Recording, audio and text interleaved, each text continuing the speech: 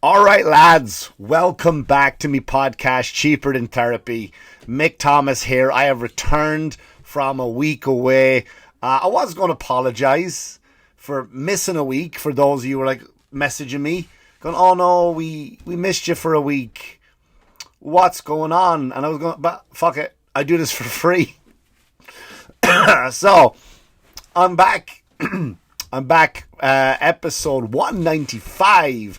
Thanks for liking, subscribing, sharing, and coming on back. I do appreciate you. I am kidding, of course. Sorry about the week off. Also, listen to my other show with my buddy Corey Brooks, the Manxiety Show.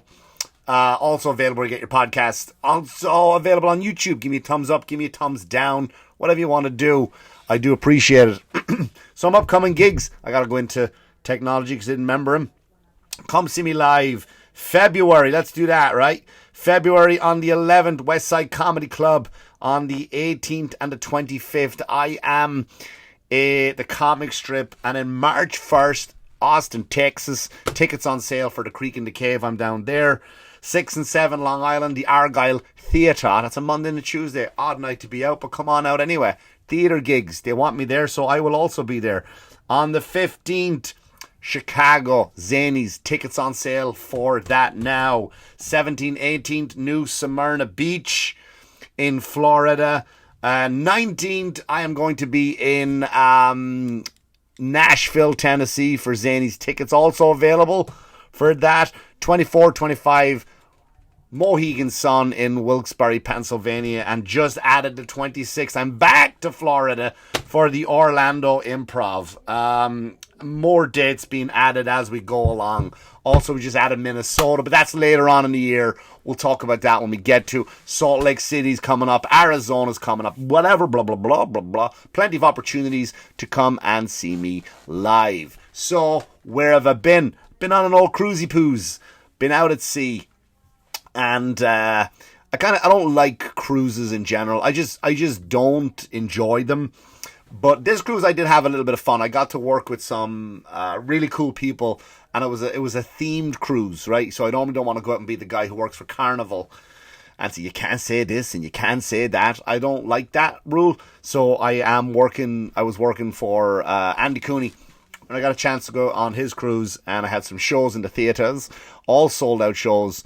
It was just great to be around, Irish people, Irish artists, because we don't support each other in Ireland. They really don't give a shit, right? Especially comedians, because it's very hard to be a funny comedian in Ireland when everybody is so funny. Do you know what I mean?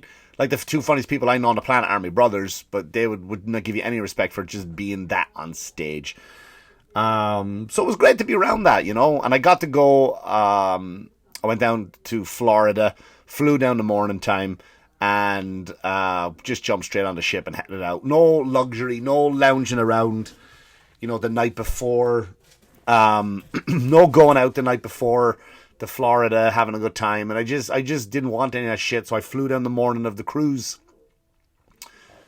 And I set sail, and, nice cabin overlooking the ocean. Nothing wrong with that. Enjoyed it.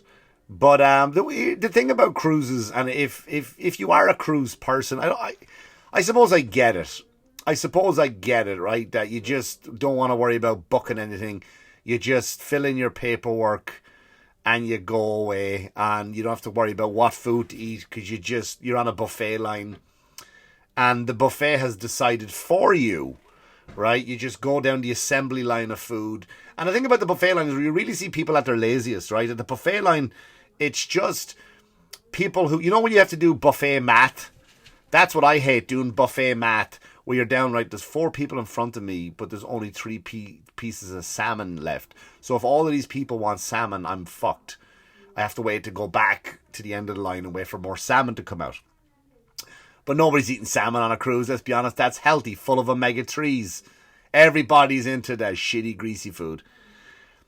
And buffets, people are too lazy, like, to go back up. So what they'll do is they'll just pile their food up with food that doesn't match. Like, they'll have sushi, but they don't want to go back up for their ice cream, so they'll put ice cream on the sushi. I've seen it, man. And just, by the way, just because it is all you can eat doesn't mean you should eat all you can. That's what I'm saying. It's not mandatory for you to fucking eat like a slob.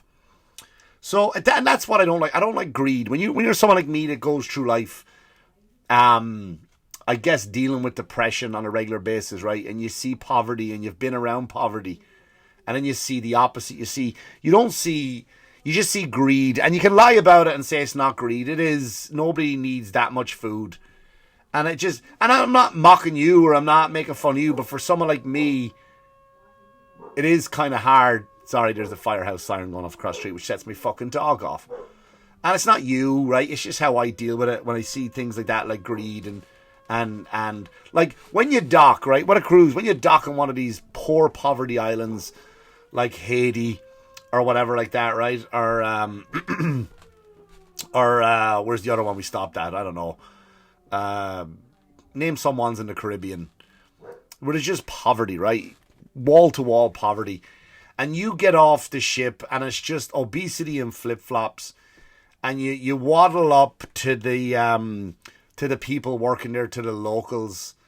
And you just, there's an agreement between the people on the ship and then the locals, because the people on the ship, like, we're going to exploit your beauty now, and we're going to exploit your tradition, and the people are gonna go, yeah, and we'll over exaggerate that tradition too, right?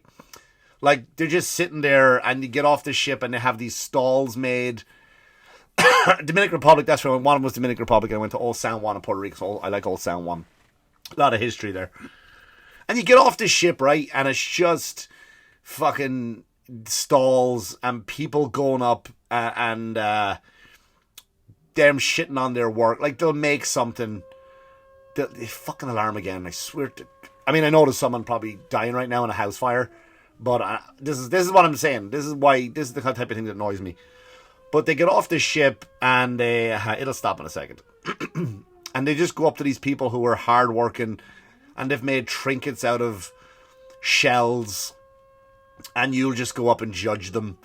You look at it, no, thank you. No, I don't want any of the things that you made. I don't care how much poverty you're in. This is not good. And you'll point at their stuff and go, ugh. Right? And then you'll have no respect. Like, I went to one place in the Dominican Republic, and you get off, and there's like turtle seashells with your name on it.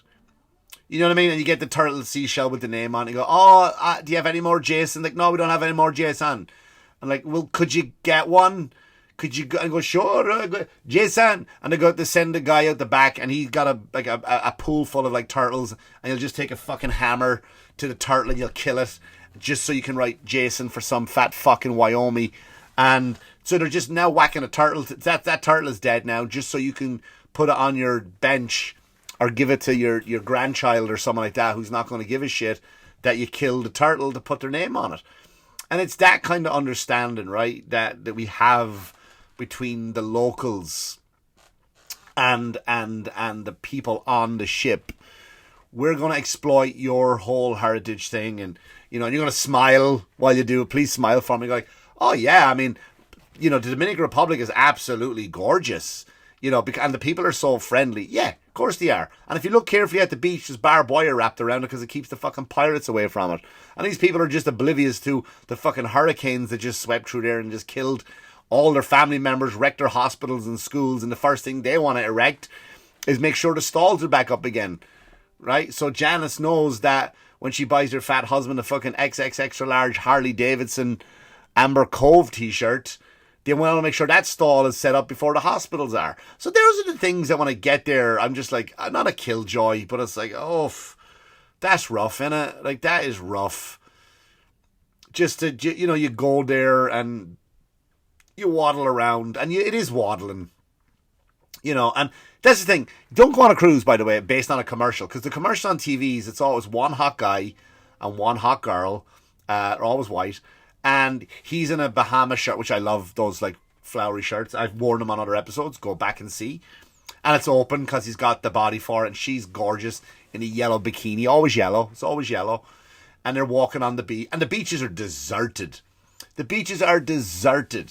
But it's not like that in real life. When you get there, it's just, you can't see the tropical turquoise water. You can't see it for the fucking sunburned whales walking around in flip-flops. You can't. You know? You just sit there and you go, this is terrible, innit? This is terrible. Right? And so then you go, you do that, and you might sit, myself and a friend, Jimmy Kelly, very, very talented musician, very funny guy, and we're trying to twist his arm to do stand-up comedy. And we found this tiny little bar sitting in the water, and we're the only two there, and we're just talking to the locals. And that was great, right? We're sitting there, where do you live? Live over there. That's great. Yeah, in that hut. That sounds nice. Yeah, it does sound nice, doesn't it? But when the fucking hurricane comes, and the only pair of flip-flops you have are just blown away, it ain't fun. It ain't fun. And then you come down, and it's like they talk about the tourism and how much money it brings in, and I think they get, because they have to pay a visa when you buy your ticket for. That's what I found out, by the way. So I don't know if you know this. Some inside scoop here. If you buy a ticket to go on a cruise, $30 of that ticket goes to your visa to walk around the islands like Turks and Caicos and Dominican Republic and Haiti. And what happens is, so 10,000 people a day get off the boat, right? That's $300,000 a day goes into that country, right? So they need you. Like, they need you to be, like, $300,000 a day, and there's no off days, right? It's always 2 ships come in a day, 5,000 on each ship. That's 10,000 people. So they're not, the government isn't hurting for money, right? But the locals don't see a penny of it. They don't see that, so they have to go, and that's why they're so nice to tourists. That's why they have to be so, you know, like, yeah, sure, that's fine. Yeah, I made this. My daughter stayed up late last night making this cross and out of beads, and see that shark tooth in there? Yeah. I went down and I wrestled that shark. We lost my oldest son. He didn't come back, but we got you a tooth. As he was sinking through the water, he was holding up a tooth as he was just dropping down, and we had to grab the tooth. We didn't rescue his body. We still let the shark have that, so we could make this necklace. And then you could get to come up and waddle and go, no, I don't want that. That's ew. Why would I? Like, if you look at it, you know, Jamal's blood is still on the tooth if you look carefully, but we'll wipe that off for you. We'll wipe it off for you.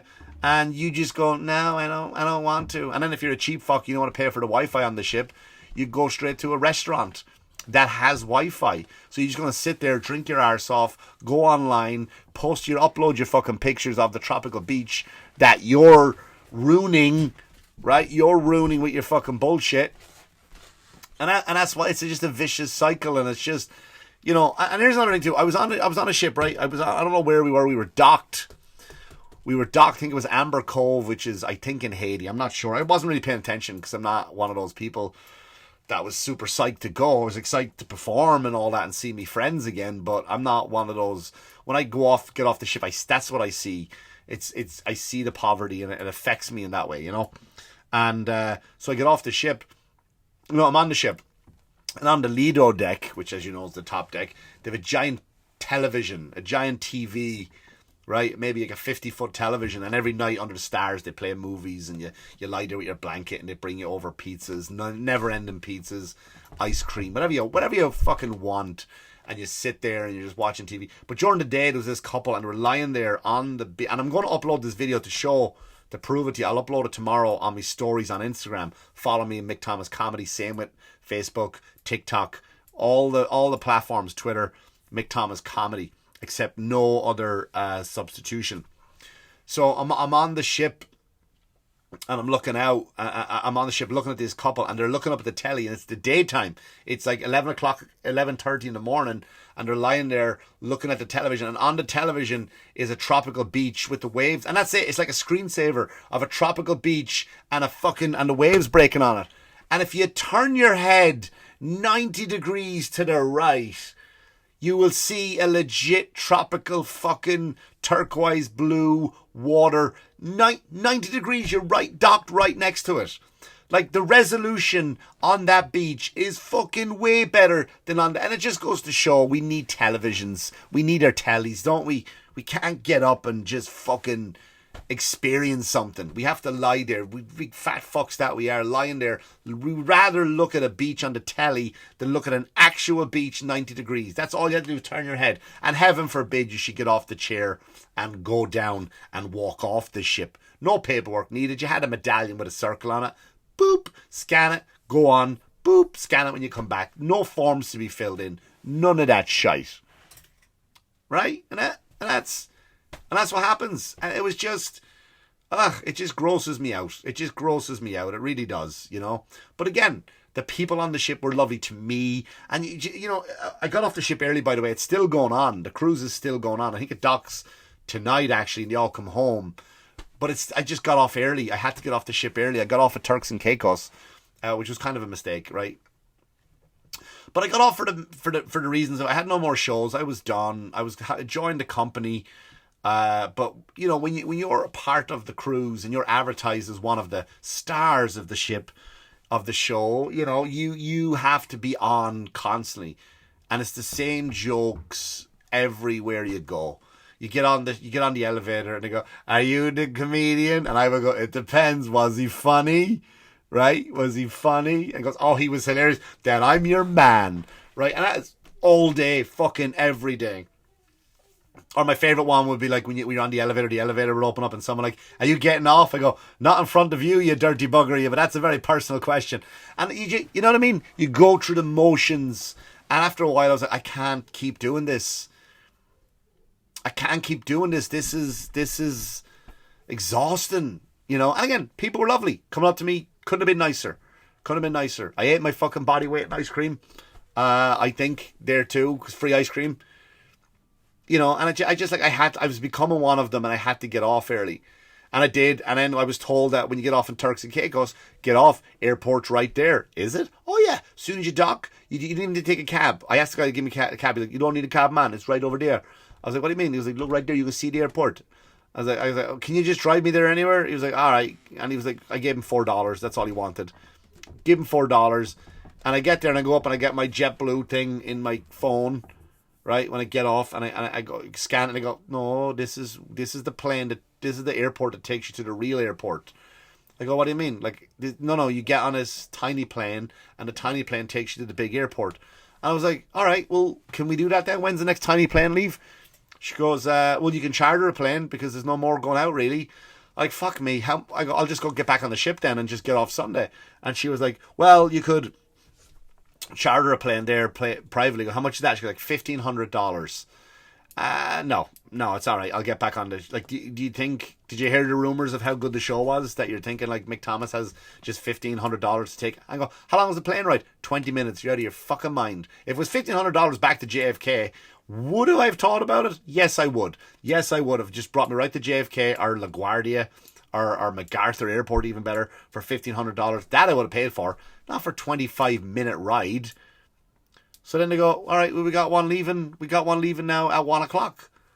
Put me on that one then. How long is it? 25 minutes. My flight leaves at 3 o'clock. I get loads of time.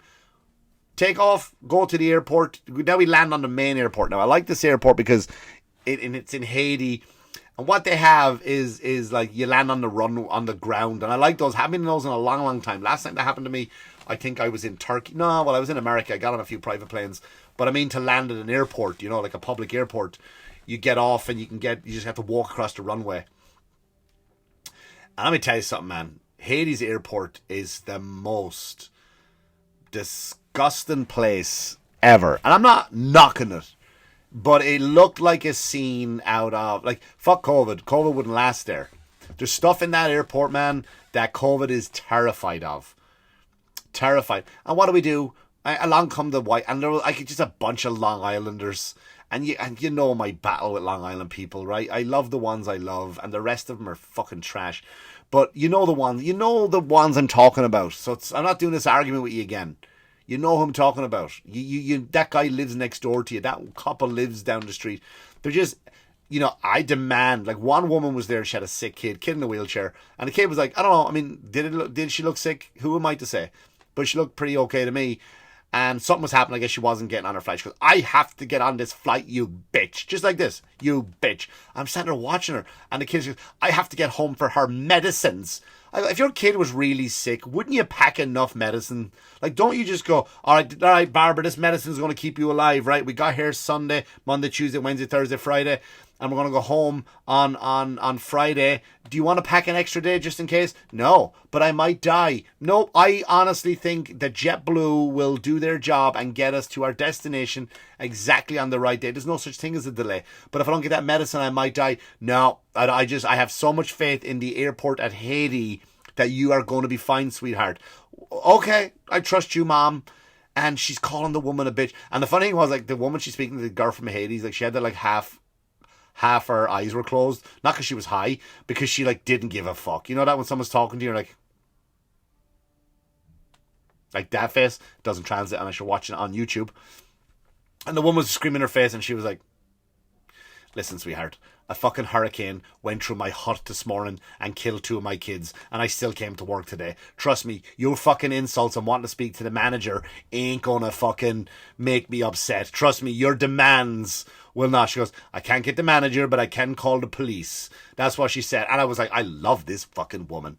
So I go in, I get on there, right? Go into. I'm standing in the people are lying on the ground. There's no order. There's no like, hey guys, we're flying to JFK. We're flying to Miami. We're flying to fucking Minnesota.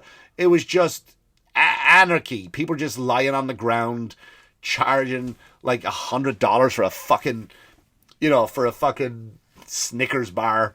And I was just sitting there going, this is amazing. Like. And again, I've traveled, so I'm not soft or anything, but I was like, listen, it was like the hurricane came through and it looked like the refugee center. People lying just everywhere. Bodies everywhere, And they want me back. They want me to go back next year. Of course I'll go back next year. Why wouldn't I?